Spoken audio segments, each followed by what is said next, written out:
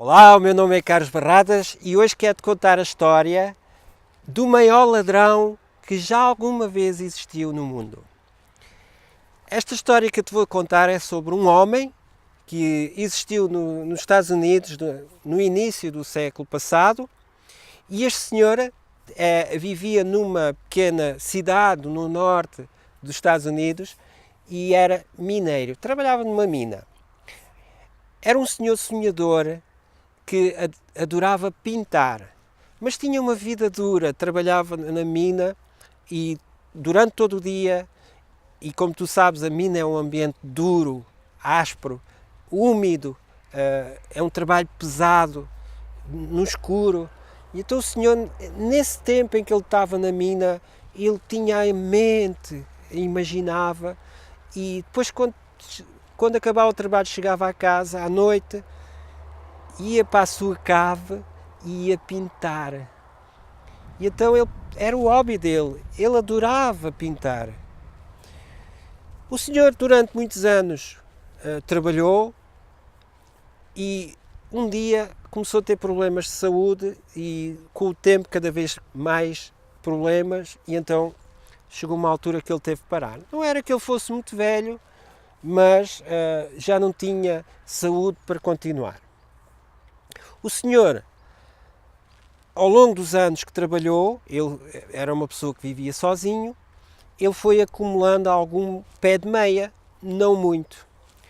Então, quando ele parou de trabalhar, com o tempo, esse pé de meia começou a diminuir e ele começou a ficar preocupado, porque ele precisava de fazer as suas compras do dia a dia e cada dia que passava ele estava mais preocupado porque estava a ver que precisava realmente de ter uma fonte de rendimento e ele não encontrava trabalho porque ele vivia num meio em que toda a gente basicamente vivia das minas e não havia assim grandes oportunidades. Então o senhor um dia pegou numa nota de $1 e começou a olhar para a nota. O traço da nota, a imagem, as cores, e ele começou a imaginar que possivelmente ele conseguiria reproduzir essa nota. Então ele foi arranjar papel, aquele papel adequado, foi buscar as tintas adequadas, aquelas cores, e pacientemente começou a produzir a sua primeira nota. Começou a produzir, levou dias para fazer uma nota, com aquele traço, até apanhar aquele jeito. Depois fez uma segunda nota, já levou um bocadinho menos. Depois foi fazendo mais, até que chegou uma nota que ele, olhando para a original e para a cópia, ele não distinguia. A nota com uma perfeição, uma coisa incrível. Ele levou horas para produzir essa nota, mas a nota estava completamente idêntica, não havia hipótese. Então ele foi e imaginou que se calhar podia utilizar aquela nota para fazer as suas compras. E então foi à loja onde ele costumava ir fazer as suas compras, entregou o dinheiro, a nota falsa, no meio de outra verdadeira, e o senhor da loja aceitou o dinheiro, não houve problema nenhum, e ele ficou impressionado. Realmente ele era capaz de produzir dinheiro. Ou seja, ele não podia trabalhar, mas podia ganhar, produzir dinheiro, não é? Trocar o seu tempo por dinheiro. Então foi o que ele começou a fazer. Claro que com o tempo ele começou a aperfeiçoar, cada vez menos tempo, mas de qualquer maneira ele levava horas para produzir uma nota. Então era o seu emprego, era durante o dia todo pintar, ganhar o suficiente para sobreviver, para comprar as suas compras do dia a dia. E andou assim durante anos. Um dia, ele, claro que o dinheiro já circulava pela cidade, porque o dinheiro é assim mesmo, o dinheiro é uma coisa, por natureza, circula. E um dia, alguém que tinha acabado de mexer nos produtos químicos, tinha a mão úmida e ao mexer numa nota, a nota começou a largar tinta. E ele, ficou percebeu que era dinheiro falso, foi ver outras notas que tinha lá no meio e encontrou mais algumas. Portanto, alertou as autoridades, a polícia, que tinha dinheiro falso, não fazia ideia de onde é que tinha vindo esse dinheiro, mas que era um fato, que havia dinheiro falso a circular. E dinheiro falso nos Estados Unidos sempre houve, não é? Mas ali começou a ser muito consistente, portanto, o problema viria a ser ali na zona. Então a polícia começou a investigar, levaram meses, até que começaram a suspeitar que normalmente o dinheiro vinha de um local, de uma loja, e começaram foram investigar o que é que se passava. Concluíram que não podia ser o senhor da loja, mas possivelmente seria um cliente, e foi aí que chegaram ao senhor mineiro, e ele tinha todas as características. As pessoas sabiam que ele tinha habilidade para pintar, ele estava reformado, não era uma pessoa rica, portanto não devia ter grandes hipóteses, mas ele tinha o seu dinheirinho para as suas necessidades de dia a dia. Então resolveram investigar, fazer uma busca dentro da casa. Fizeram uma busca na casa toda, nos quartos, na cave, no telhado, lá no sótão, e não encontraram nada. Encontraram 2 ou 3 quadros nas paredes, uma tela por pintar, mas nada de mais de especial. Então, eles não tinham provas, não podiam dizer que era o senhor mineiro que era o criminoso. Mas quando estavam a sair, um dos agentes reparou num pequeno armário encostado a uma parede. Então ele resolveu desviar esse armário e encontraram uma portinha por trás do armário. Essa porta ia para uma segunda cave. E quando eles entraram dentro da cave, encontraram as provas todas. Um estúdio de pintura, com quadros na parede, com tintas, papel já recortado com o tamanho certo, as tintas com a cor das notas, algumas notas já feitas. Portanto, encontraram todas as provas que incriminavam o senhor mineiro. Então o senhor mineiro foi preso.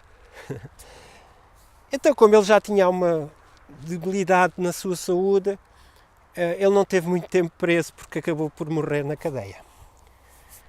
A casa desse senhor, entretanto, foi herdada, quando o senhor morreu, foi herdada por um sobrinho que ele tinha, de outra cidade, que, passado um tempo, foi ver a sua casa de herança.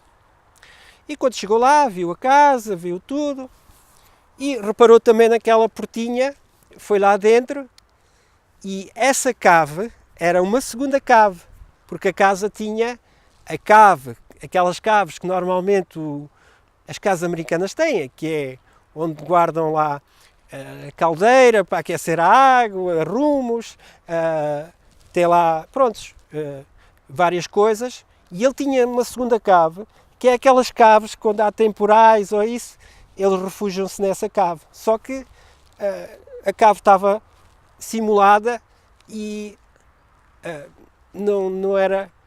Quando eles fizeram a primeira vestoria na casa, não encontraram essa cave. Então ele lá dentro, quando ele entrou, ele ficou espantado com o que viu. Muitos quadros, natureza, quadros abstratos, quadros de pessoas, uma coisa linda, os quadros lindos. Ele adorou os quadros, achou os quadros muito bonitos. E imaginou, ele não fazia ideia se os quadros tinham valor ou não, mas mandou alguns quadros a um especialista para analisar os quadros. E qual não foi o espanto dele quando o especialista disse que os quadros valiam milhares de dólares, porque tinham um traço, tinham uma perfeição absolutamente espantosa. E se o pintor fosse uma pessoa já reconhecida, com certeza que valiam muito mais, mas mesmo assim os quadros valiam uma fortuna. E ele ficou muito feliz, porque para além de ter herdado a casa, herdou aquele tesouro, não é? Quadros que valiam muito. Então, qual é a moral aqui da história?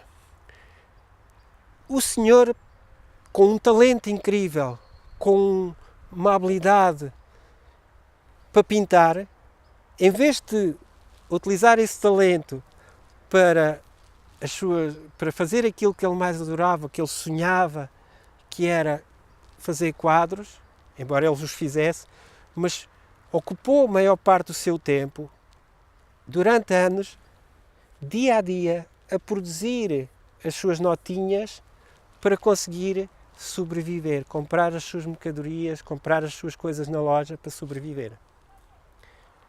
Isto não te faz lembrar nada? Quantas pessoas passam o dia a produzir o seu dinheirinho para sobreviver? E são pessoas que têm talento.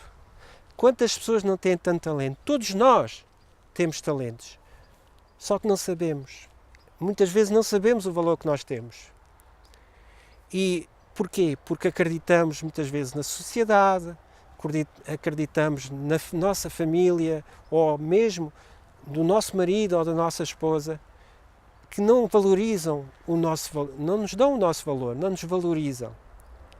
Então nós passamos a vida a sobreviver para ganhar um dinheirinho, quando temos um talento imenso que podemos usar. O senhor tinha um talento imenso. O senhor, bastava vender um quadro ou dois e ele não precisava de estar a falsificar dinheiro. Ele não precisava de estar ali horas e horas e horas a queimar a vista para fazer uma nota perfeitinha, a correr o risco de ir entregar o dinheiro, a cometer um crime que ele próprio nem se sentia muito bem a fazer isso, mas era uma necessidade que ele tinha. As pessoas vivem da necessidade, da escassez, tem a ver com a nossa mentalidade. Põe cá para fora o teu talento, vê o que é que tu realmente vales, porque se calhar aquilo que tu andas a fazer é como o senhor mineiro. Andas a trabalhar para produzir o teu dinheirinho para a tua sobrevivência. Foi esta a história que eu quis contar. Na prática, o maior ladrão que existe somos nós próprios. Somos nós que muitas vezes roubamos a nós próprios os nossos sonhos. Há quem diga que permitimos que os outros nos roubem os nossos sonhos. Sim, nós permitimos, mas em última análise, no fim, somos nós é que permitimos que o ladrão nos roube os nossos sonhos e esse ladrão somos nós próprios.